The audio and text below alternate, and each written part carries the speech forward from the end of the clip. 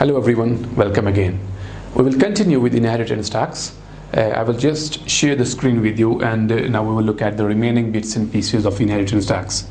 Possibly this could be our last lecture on inheritance tax, or the next one, because business property relief and agricultural property relief is also left. So possibly this lecture or the next lecture is going to be our last lecture in our inheritance tax. Right? Right then, so we are on the page number, let me check, page number 73 of your lecture notes, and we're looking at the overseas aspects of inheritance tax. So we have already studied overseas and double taxation relief on that and all that. It is exactly the same thing in inheritance tax as well, so we'll calculate in exactly the same way. Right? So it says double taxation relief. Double taxation relief applies to transfers during lifetime and on death. Death of the lifetime and on death of assets situated overseas which suffer tax on overseas as well as inheritance tax in the UK. Right? So if you have asset in Dubai, say for example, if I live in UK and I have asset in Dubai, so I might have to pay inheritance tax there in Dubai, and I will have to pay inheritance tax in UK as well on the same amount. So then I will pay the UK tax, but that UK tax liability will be reduced by a relief. Now that relief is known as double taxation relief.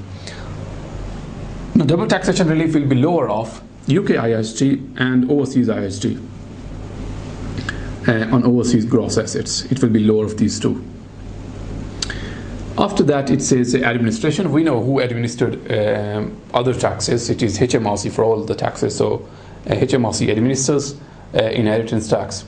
Now the personal representative or the executor must deliver an account within 6 months following the end of the month in which death occurred. So that is the accounts you must submit to HMRC within the 6 months period after the end of the life of person, so after the end of month of death. And the due dates for chargeable lifetime transfers, the due date is going to be later of 30th of April, just after the end of the year of transfer, and 6 months after the end of the month of transfer. So whichever comes later, so you will have to pay inheritance tax on chargeable lifetime transfers. We know that there isn't any potential exempt transfer, there isn't any lifetime tax and potential exempt transfer, so we won't care about that. Interest runs from the due date if the payment is late, so we'll have to pay interest. Tax arising on free estate at death and on the gift with reservation if the reservation still existed at death. It says is the reservation, it's not is, it's if the reservation still existed at death, is payable within 6 months from the end of month in which the death occurred. Interest runs from the 6 months after that, so interest runs from that date, whatever that date is, interest runs from that exact date. Tax arising on death in respect of potential exempt transfer and CLTs with the additional tax is payable within 6 months from the end of the month of death, and interest will run from that date as well. On certain assets you can pay inheritance tax in 10 installments. First installment will be due on the normal due date, then followed by the there will be 9 more installments as well. So IST on certain property can be paid by 10 equal installments, annual installments. First will be on the normal due date, followed by the remaining 9 equal annual installments. And on which assets you can pay inheritance tax, there is a list given to you just beneath that. And then after that it says if the property is sold, then all outstanding tax must also be paid. Now altering disposition made on death. So what this thing is all about, if someone died now, and then the personal representative will look at the will. So they will say there were few sons and daughters, and then they read the will. They said, because in the will it was mentioned that I will give that property to that son, this property to that son, that property to daughter, this property to son. So it was a will. In the will all things were mentioned. But if the sons and daughter, their kids, does not agree to the will, they think that it should be distributed in different way. If all of them agree, then they can change this will, and then the new will be assumed that it is as it was written by the deceased person, right? So that is called altering disposition, and it can be made in two different ways: by making application to the courts and by voluntary variation or the disclaimer of legacy, right? So it tells you exactly the same thing which I've already told you. So they will change the will, because they think that it is not distributed as they think it should have been distributed, only if all of them agree, right? So if all of them agree, then they will change the will, and the new will be the one which we will use for inheritance tax purposes. On the next page, if you look at page number 75, it says advantages of making lifetime transfers. Now in the last lecture, if you remember, we did a question, and there was one small portion worth about 7 marks which asks you to list down the advantages of making lifetime transfers. You remember? Now just read through these list of benefits, and you can just copy these in exact words and just paste it into our answer booklet, because it's said to us in the question, just tell me in general, don't be specific to the scenario, just tell me in general.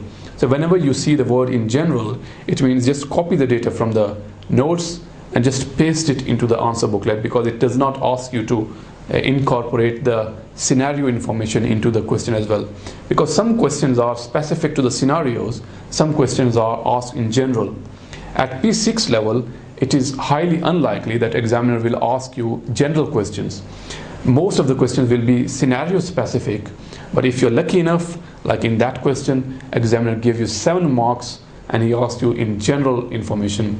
Normally he gives you some questions, but most of the questions will be scenario specific. So if you find any question which is general information, you are too lucky, you can just copy and paste from your notes. So that's why I always say that these are only 90 plus pages, just small notes. Please note down, don't forget anything from these notes. Just learn these rules on your fingertips, whatever I have mentioned in these notes. Although these are very small notes, but these are very comprehensive notes. I can bet you can easily pass this if you just learn these notes and then practice very well all the questions which we did during our class and all the questions which I will tell you at the end of the course. If you've done that, I can bet you can easily pass in our P6 exam. Right then, so it says advantages of making lifetime transfers. So what are the advantages? So let's read through these advantages, and these are practical advantages. You will understand if you see it, if you read them carefully. So first of all, it says if a donor makes a potentially exempt transfer, so if he makes a PET, so it is from one individual to another, we know that there won't be any lifetime tax on that, but there might be no death tax as well if the individual survives for 7 years.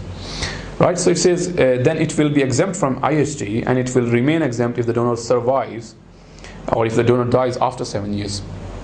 So we know that it is benefit of making lifetime transfer. The next one says if the donor makes CLT and survives for 7 years after making the CLT, then they can reduce the IST. And then after that it says availability of annual exemption, small gift exemption, marriage exemption. All of these are available if you make a lifetime gift, right? They are not available on death. If the value of the property to be transferred is appreciating in value, say for example if you've transferred a property, if you've transferred a piece of land, if you've transferred a building, now these are the kind of assets which appreciate in value. They do not depreciate, they appreciate in the value. So if you transferred during your lifetime, so that will be the value which will be used to calculate the inheritance tax, because by the time you die, it will be its value will be appreciated, so you will have to pay more tax. So that's what it says. If the value of the property transferred is appreciating in value, then it is advisable to make lifetime transfer of that property, because if it becomes chargeable on IST due to death within 7 years of making transfer, then its value for IST will be fixed at the time of the gift, right? So that is the benefit. Right then. And the last benefit is going to be if the donor does not survive for 7 years after making the gift, but he does survive for 3 years, then they can get taper relief as well. We know what taper relief is, don't we? Now, although there are some advantages of making the lifetime gift, but there are some disadvantages as well. There could be some disadvantages. So before making the decision of making the lifetime transfer, we will have to look at these factors as well. We'll have to consider these factors. Only then we will decide whether to make the lifetime gift or not. So we'll have to see the benefits and the drawbacks, and then we'll have to make the decision. So what are the factors that we will have to see? If it should be considered, it says if should be, it's not if, it's it in my notes, there's a mistake. Right, so it should be considered that whether or not significant CGT will arise. So we'll have to see that if we're making the lifetime gift, we might have to pay a capital gains tax on that as well. After that, it says it should be considered that whether the donor can afford to make the gift. So if you are just poor, you only have one house, and you are making the gift of that, you should consider that you should not do it, because if you make the gift, then you might not be you might be homeless, right? Right. After that, it says a donor must make maximum use of exemption, like marriage exemption and annual exemption. So what do they mean is, if you have to give £5,000 to your son anyway, so why don't give it on the occasion of marriage? So in that case, you can say that it is marriage allowance, like that. So when you're thinking to give the gift, then use these exemptions effectively on the right time. So if you have to give it to your son, you use the marriage allowance. If you have to give to your grandson, use the marriage allowance in that case as well, like that. Right? And then after that, it says donor must make maximum. We have already done that. Donor should make gift in early life so that there is a less chance of pet becoming chargeable.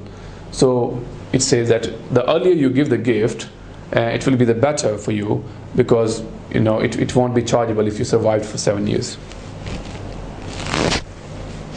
Donor should consider making the use of available nil rate bands when transferring to trust, because up to the available nil rate band is going to be at the rate of 0% anyway. Donor should consider making the gift to grandchildren instead of children.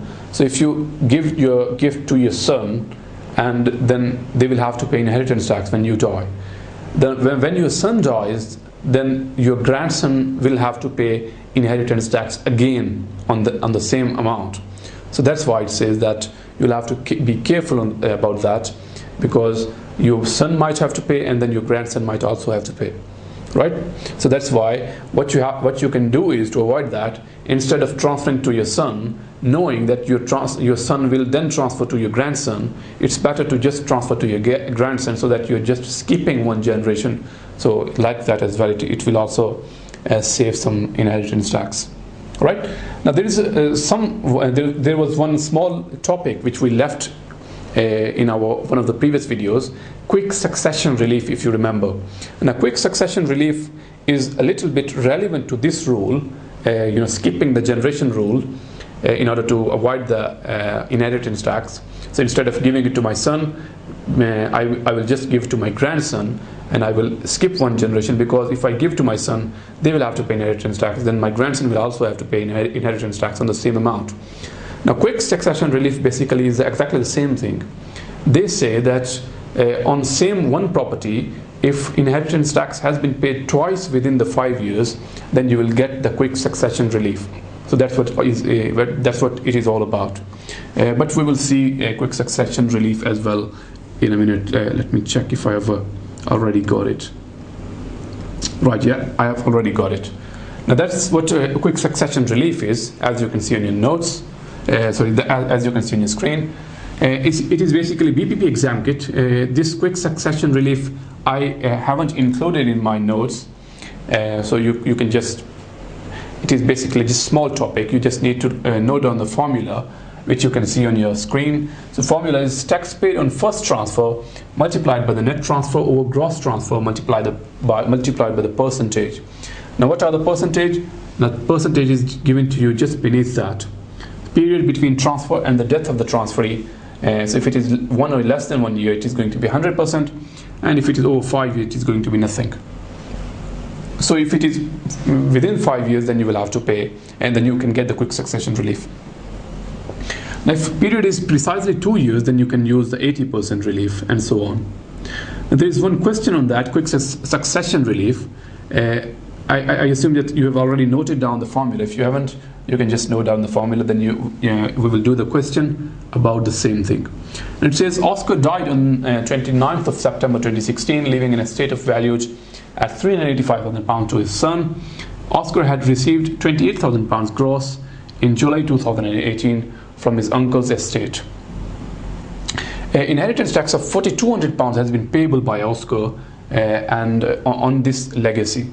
Calculate the inheritance tax payable on Oscar's estate, assuming that he has made no lifetime transfers. Right? Now, how to calculate the inheritance tax? We will have to calculate the value. So it was £385,000 as far as the son's estate was concerned. Up to the nil rate band, it is going to be at the rate of 0%, and on excess of that, it is going to be at the rate of 40%. As we know, it is a death tax. Right? So the inheritance tax is going to be £24,000, but the tax has already been paid on that as well. So that's why we will calculate the quick succession relief. Now, quick succession relief, what we have to do is we'll have to see the formula now. Right, so what's the formula? We'll have to take the tax paid on first transfer. So how much was the tax paid on first transfer? £4,200 had been payable by Oscar of inheritance tax. So take the £4,200 multiplied by what? Let's look at the formula. Net transfer. So net transfer in our case was how much? Net transfer in our case was let me see. It is £28,000 was gross, and £4,200 was tax paid on that. So we'll deduct £4,200 out of £28,000. So the net amount is going to be 23,800. So that is net amount. Now divided by what? Let's look at the formula again. It is gross transfer. And we know what gross transfer is. It is already given to us in the question, £28,000. So £4,200 multiplied by 23,800 divided by £28,000. And now we'll have to see how much was the difference between that. Now one was in 2012 and other one was in 2016. So there is basically 4 years difference. So it is basically 4 to 5 years. So for 4 to 5 years percentage, let's look at the percentages. How much is for 4 to 5 years? As you can see, it is 20%. So this 20% will apply on that, and that inheritance tax liability will be reduced by 714, and IHT payable on his estate is going to be 23,286. So that is called quick succession relief. Right? Please make sure you rewind the video if you haven't noted down anything out of that. Only thing to note down basically is the formula, and you know what the formula is all about. And quick succession relief basically means that if on one property a tax has been charged twice on that property within 5-year period, then you will get the quick succession relief on that. Right? Right then, after that, last thing in our this topic, it says IHT and capital gains tax consequences. Now, whenever you are paying IHT during your lifetime, you will have to consider the CGT as well, because you will pay the CGT. As far as death tax is concerned, you don't have to pay any capital gains tax on death. So, and that's what it says in the notes as well. Potentially exempt transfer, so gift of asset to an individual during lifetime, you will have to consider CGT as well. Gift relief might be available on that. Then it says CLT during lifetime, and when it says during lifetime, then you will again have to consider CGT aspects as well, and gift relief may be claimed. Then it says potential exempt transfer, additional tax on the death. So when it says on death, then you don't have to consider capital gains tax. And then after that it says CLT on death, no capital gains tax. Death estate, no capital gains tax again. Gift with reservation at the end, if you see, Gift with reservation on death, no capital gains tax. Gift with reservation during the lifetime, capital gains tax may be payable. Market value will be used as sales proceeds, and also gift relief may be claimed as well. Now this table, if you look at this table, IST and CGD consequences, why I have provided this to you is, reason behind it is that most of the questions you will see during the practice session while you're practicing on the exam kit, most of the questions will involve this, they will give you the same scenario, and he will be asking about the capital gains tax and inheritance tax on the same information. So that's why while reading the scenario, you must consider the inheritance tax calculations and the capital gains tax aspects as well, because there will be one same information and you will have to pick the information from that for inheritance tax and capital gains tax. So you will be doing two calculations, one capital gains tax and one inheritance tax in most of the questions. It does not necessarily mean that every question will involve both things, but most of the questions involve capital gains tax and inheritance tax in the same information, right? So that's why I've given you this information so that you can understand that. All right, so that's it for this video, and I will just conclude this video. I think we have finished our chapter. Yep. In the next video, we will look at the trusts, and there is one thing left as well. Basically, we'll see business property relief and agricultural property relief in our next video. Then we will look at the trusts. Right? So that's it, and I will see you in the next video. Goodbye.